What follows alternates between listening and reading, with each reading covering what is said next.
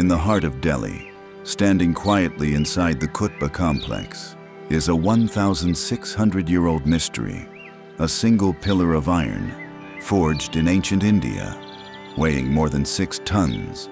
Yet untouched by time for over a millennium, the world has watched in disbelief as this pillar refuses to rust. Through monsoons, through scorching heat, through centuries of change, steel today corrodes. Modern alloys crumble, yet this ancient creation remains, almost immortal. How did ancient Indian metallurgists achieve something modern science still struggles to replicate?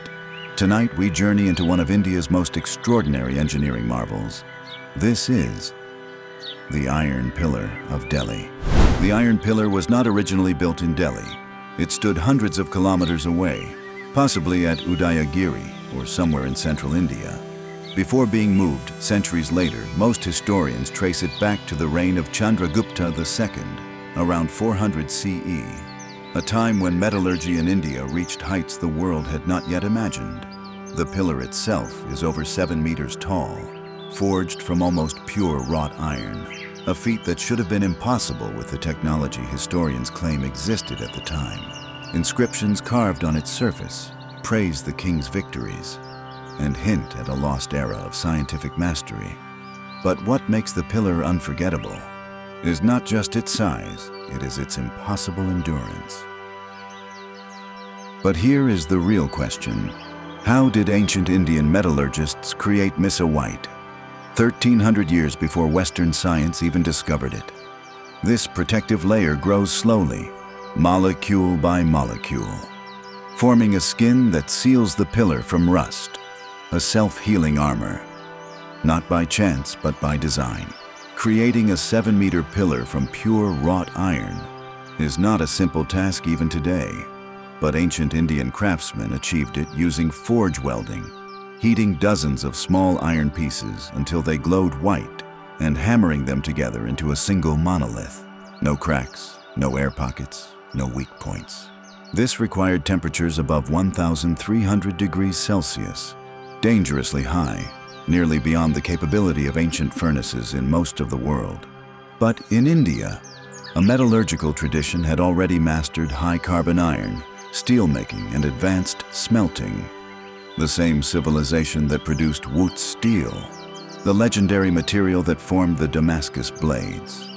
The Iron Pillar may be the pinnacle of that lost expertise. Metal, crafted with such purity and precision that time itself cannot touch it. Several theories attempt to explain the pillar's immortality. 1. The high phosphorus theory. Ancient Indian iron used wood from specific trees, creating iron rich in phosphorus, but low in sulfur and manganese. This allowed the formation of the protective Missa white layer. 2. Delhi's climate. Some argue that Delhi's dry air slows corrosion, but this does not explain why the pillar survived monsoons, or why similarly forged iron elsewhere corrodes. 3. The skill of ancient metallurgists. The most convincing theory is the simplest. India's ancient metalworkers knew exactly what they were doing. They controlled temperatures, controlled carbon levels, and mastered a science that was written, not in books, but in craft and tradition. Knowledge passed through generations. Knowledge now lost. The Iron Pillar is not a miracle. It is mastery. For centuries, the pillar became entwined with legends. It was said that if you stood with your back to the pillar and encircled it with both arms, your wish would come true. Visitors tried this for generations, until authorities placed a fence to protect the metal from damage. Others believed the pillar was forged from a celestial metal, fallen from the sky. Some claimed it was a Vajra, the thunderbolt weapon of Indra. But behind every legend lies admiration. A structure so perfect that people could only explain it as divine. The Iron Pillar of Delhi is not simply metal. It is a message from the past, a reminder that ancient India possessed a depth of scientific understanding we are only beginning to rediscover. A reminder that history is not a straight line of progress, but a circle of knowledge gained, lost, and found again.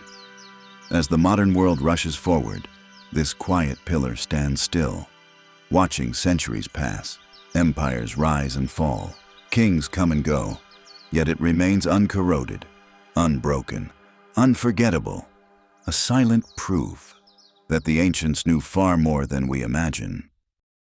You've been listening to The Quiet Historian. Subscribe for more calm stories from forgotten past.